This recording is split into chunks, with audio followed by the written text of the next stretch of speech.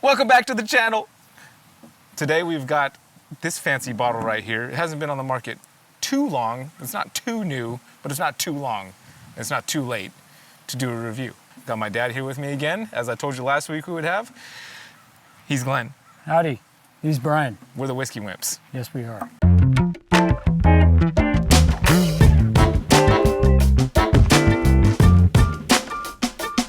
Ladies and gentlemen, we've got the Takumi edition of Kentucky Owl. Now, as I'm pouring this, I guess I'll talk a little bit about it. It's a blend from Kentucky Owl, which is no stranger to blending.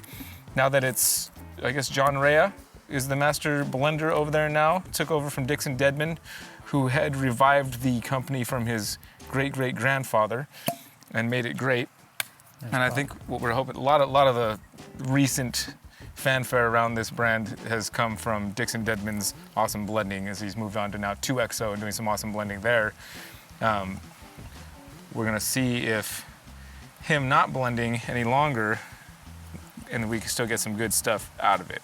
I'm thinking that since John Rea had such a history at Four Roses, that he's no slouch to blending either. But this is supposed to be a blend of 4, 5, 6-year, and 13-year bourbons. Kentucky bourbons, and undisclosed distillery.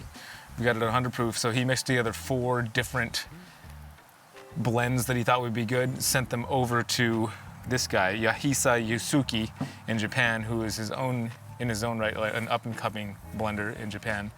And then he sent those 4 different blends over to him, and then Yusuke took them and mixed them around to what he thought would be the best, to enhance it even more, and sent it back. And I've heard on your channel before you say that the Japanese were really working on like imitating Scots malts kind of thing. So what do you think the effect of, are they still doing that, or are they moving more into bourbons?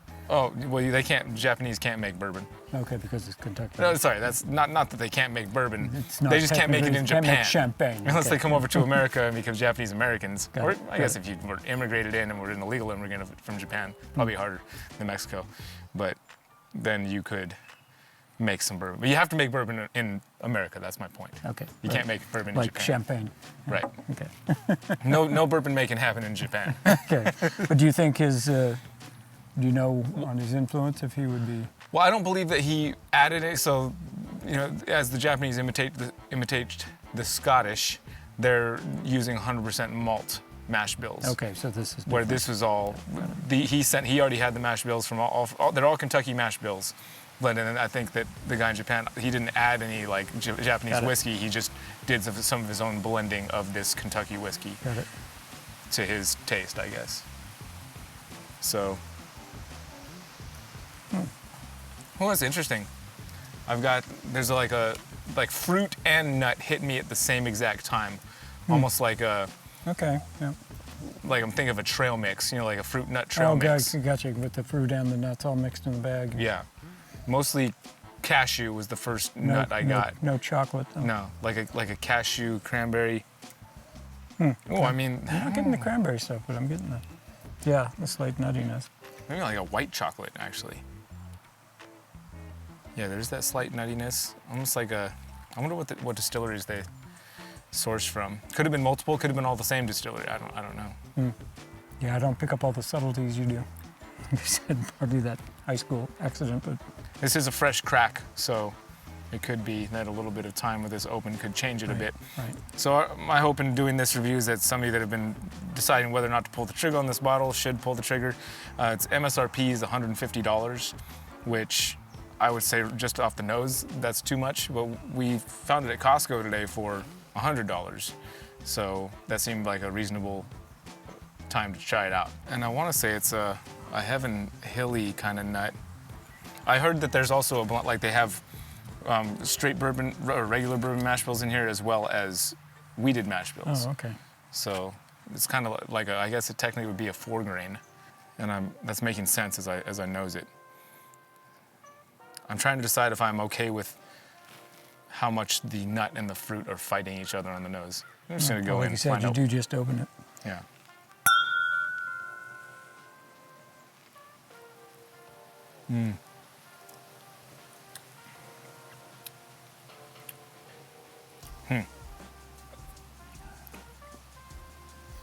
Ooh. You got that vanilla bean on the. Really smooth. You got that vanilla bean on the back end, and there's nothing to be mad at here. I'm not picking up. There's nothing that spiked at all for me. Nothing that was like, ee, or ooh. It's all, which is probably, you know, a nod to your smooth, as much as I don't like to use that Smooth. word for describing whiskey. Okay, it's not rough and bumpy. There's not much friction going on with it. That's smooth. Well, just because I think the reason I try to stay away from smooth is not only because I don't want to be derided by other whiskey connoisseurs, but also because when you consume just about anything else, you don't really refer to it as smooth as you're enjoying it. Like any other thing that you're eating or It doesn't drinking. taste like rot gut. It's not burning my tongue. I'm not spitting it out. So, you know, it's drinkable. Very drinkable. Like if I've Smooth, eaten not some, very just, yeah. eaten It's some kind in of and a out, like, backhand, ooh, that's smooth. kind of a backhanded compliment. Oh, yeah, I could drink this. Right. Like if I'm drinking a milkshake, I'm like, ooh, that's smooth. Got it. I'll add that to my Wimp repertoire. No more smoothness. This is one of those bottles that you could have somebody over and everybody can enjoy it because it's not going to punch anybody in the face. Nobody's going to get mad at it. It's not going to get mad at anybody else. And that'd be fine. But it's not something that I would, if I had somebody coming over that really knew their whiskey and who really like was a whiskey enthusiast, I probably wouldn't be, oh, let's check this out. Because it's just kind of middle of the road, I'd say. Okay. So that note on there that it's a wise man's bourbon, not somebody who's wise with whiskey then, huh?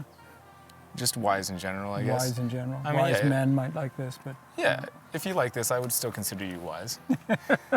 And it's not bad, that's the thing. No, it's definitely not bad. The thing for me personally that I'm having trouble with is the way the nut is kind of fighting the fruit on the nose. They're not, those two things aren't blending together nicely for me.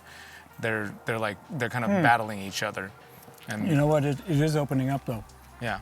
That second sip I got a lot more texture, a lot more flavors in it than the first sip. Tasted pretty flat to me. One, I think it warmed up a little bit. What flavors came to mind? It was some kind of, I did notice some fruitiness, but I can't put my finger on what kind of fruit it was. It wasn't like a stone fruit or something. It was something different, but and like you said, it's kind of mixed. It's like you said, the trail mix bag, it was kind of like several flavors at the same time, right in the middle of my tongue on that, actually. Yeah, so there's a lot, there are a lot of flavors happening here. There's a lot happening here, and I think just the two prominent notes tend to be fighting each other a little bit, which is, instead of complementing each other, they're like kind of having to battle out to see who's gonna win. It's gonna be team nut or team fruit. But that second sip was much better than the first. It definitely, had a lot more interesting varieties in it. It wasn't so flat. The first one, it was kind of one note for me. Well, unfortunately for me, I'm gonna have to say that I would not buy this again, especially at the price point it's at. And this is, I'm not meaning to insult the makers and the blenders, but I mean, I wouldn't pay more than $40 for that. Again, if that was $40, I'd pay it, but 150. I mean, definitely not 100. 150, not a chance. Not a chance I'd pay $150 for that. Oh, I'm actually picking up a little bit of the chocolatey taste now too. Okay. Yeah, that's all there, and this is, this is where personal preference really comes into play. It's not bad. It's fine. No, it's getting better for me with every sip. Yeah. Either because my brain's going, okay, this is what we're doing. Yeah, it's coming around for me. All I right. like it. Well, I wouldn't spend 150 for it, but yeah. I like it. Well, luckily you didn't. So Exactly. Spent 100. Luckily, my son seems obsessed with these whiskeys, and I get to sample all this delicious stuff. So, thanks. You're welcome. Everything's better with whiskey. Yes, especially when your friends are buying it, or your son. I have an empty glass. Oh no, there's a drop in there. All right, that's okay. It's acceptable.